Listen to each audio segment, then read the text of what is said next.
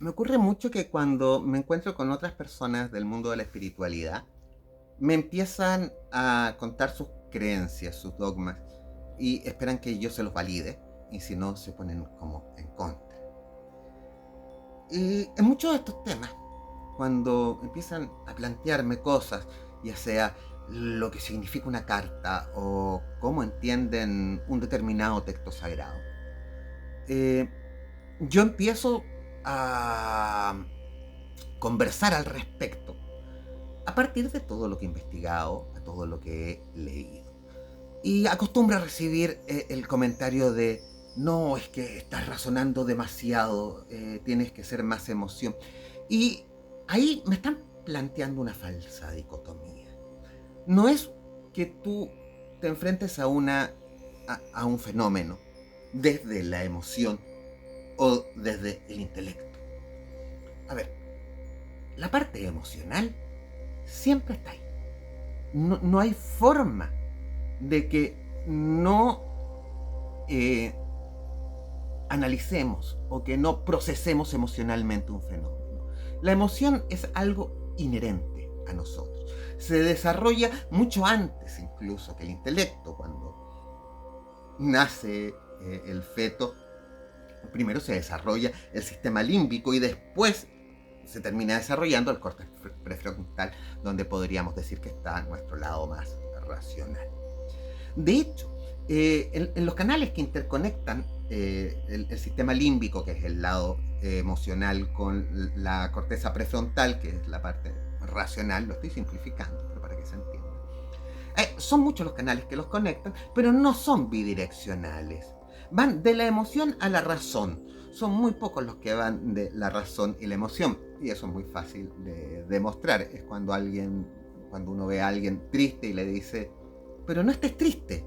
Eso nunca sirve de nada. O sea, cuando ve a alguien uno que está furioso y enojado, pero le dicen, cálmate, eso lo único que va a hacer es que se enoje más. Así que uno no puede ir desde la razón hacia la emoción, que tiene más que ver con el cuerpo.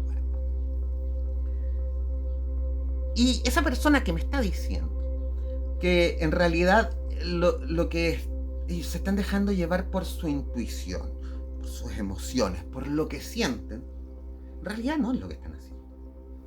Están tomando ese estímulo emocional y lo están procesando de una forma muy básica. Es decir, está el estímulo y prácticamente toman lo primero que se les vino a nivel de racional y se quedan con eso y se atrapan ahí sin reflexionar, sin dudar en nada, sin buscar alternativas. Es decir, se quedan en lo más fácil. Y a eso quiero llegar. Hay mucha gente que me reclama a mí porque cuando yo tomo una carta de tarot, no solamente me estimulo de la imagen, los colores y la figura y lo que te transmite, sino que eso lo proceso a través de todo el conocimiento filosófico que simbólica y alegóricamente se ha dibujado en esos símbolos. Y esos símbolos que están en las cartas de tarot no fueron puestos ahí aleatoriamente, son parte de una construcción, son parte de un lenguaje simbólico que quien lo estudia y lo investiga lo va a encontrar. Normalmente no en los libros de tarot. En los libros de tarot son muy parecidos a estos diccionarios de sueños, donde A significa B y fin del tema. El que realmente se introduce en ese lenguaje simbólico empieza a encontrar sus relaciones, siempre te van a llevar a la filosofía clásica y a la mitología clásica. Y digo siempre porque estas imágenes, la de los triunfos del tarot, nacen en el Renacimiento, donde lo que se había recuperado, lo que renace, por eso se le llama Renacimiento, son estos temas de la filosofía y la mitología clásica. No tiene que ver esto con la falsa dicotomía emoción y razón. La emoción siempre está. El tema es cuánto nosotros somos capaces de profundizar en esa emoción. Nuestra capacidad de razonar, de pensar, de buscar alternativas, matices, detalle, todo eso tiene que ver con nuestra parte más racional. Nos permiten comprender y profundizar en la emoción. es lo que nos permite realmente guiar la intuición. Hay mucha gente que cree que entrenar la intuición es dejarse llevar por la primera cosa que se te vino. Eso uno puede llegar a hacerlo una vez que uno ha construido todo un edificio conceptual detrás. Una vez que uno se ha armado de un arsenal conceptual para traducir ese estímulo emocional en un relato de sentido, en algo que te permita tomar decisiones o construir una narrativa en el caso oracular, construir conocimiento. La emoción pura está siempre, aunque la neguemos. Incluso negar la emoción parte de una emoción. Así que no existe esa dicotomía. Y los que defienden esto de que no hay que tomarlo intelectualmente son los que están denigrando todo el trabajo de quienes nos dedicamos a la espiritualidad. Porque se lo toman por lo más fácil. Porque construyen cualquier paparruchada, cualquier historia de fantasía y se quedan ahí, porque es lo primero que se me ocurrió.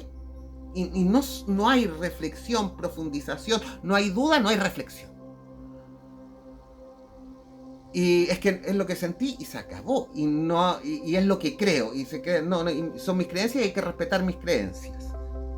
Que se parece mucho a esto del discurso de la fe. No, es que tú tienes que tener fe en esto, que en realidad sigue el dogma sin dudar. Y eso no lleva a ninguna parte. No lleva a desarrollo personal, no lleva a crecimiento espiritual, ni te lleva a profundizar en la experiencia mística. La experiencia mística, que es algo intransferible, incomunicable, para poder aprenderla de una mejor forma, nos exige un importante esfuerzo intelectual. Hay mucha gente que, como no quiere estudiar, no quiere leer, no quiere investigar, se terminan dedicando hoy en día a dárselas de maestros espirituales, a dárselas de oráculos. Tenemos en la literatura clásica, sabemos que muchos de los filósofos presocráticos fueron también oráculos. El ser oráculo no es algo aparte de la investigación, no es algo aparte del estudio. De hecho, ambas cosas van de la mano. De lo contrario, tú no eres capaz de interpretar las alegorías. ¿Y qué es lo que hace esta gente? Se queda con la imagen literal, que es como es lo más fácil, ¿no? Que es como estas interpretaciones que encontramos hoy en día de la Biblia, que toman el texto sagrado como una palabra literal, como un texto histórico que relata hechos que ocurrieron tal como aparecen, sin darse cuenta de que en la Biblia, por ejemplo, encontraremos eventos relatados en distintos libros y que tienen claras contradicciones. Hoy en día la filología nos dice que en realidad son textos, son obras de creación colectiva y que tienen distintas fuentes.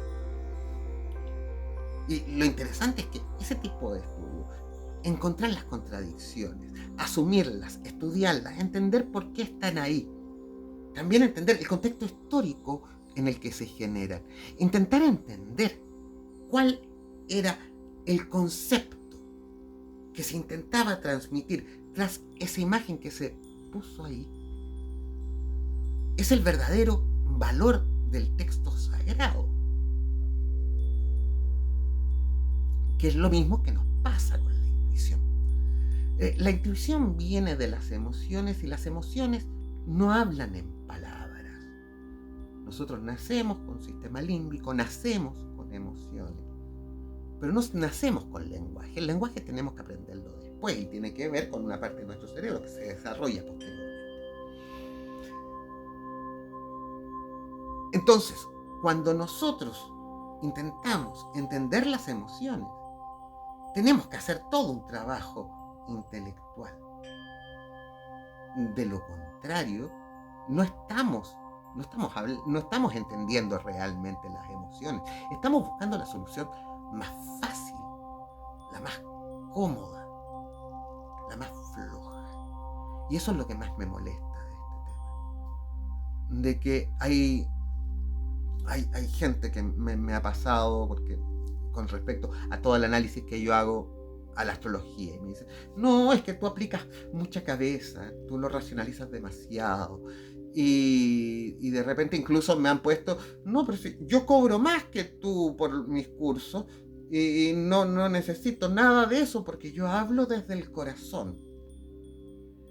Así que al final esto se termina transformando en una competencia de charlatanes. Y lo peor son cuando esos charlatanes validan su discurso en virtud en cuánta gente paga por ello. Si tú estás interesado realmente en el mundo de la espiritualidad, en cualquiera de sus vertientes, en cualquiera de sus disciplinas, lo que tienes que hacer es investigar a fondo. Tu vida se transforma en una investigación permanente, una investigación que sabes que nunca va a terminar.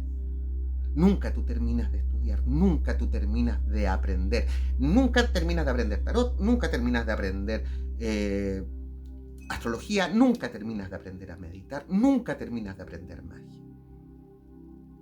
En el mundo de la espiritualidad somos todos eternos estudiantes. El término maestro es un decir. Así que no te lo tomes por el camino fácil.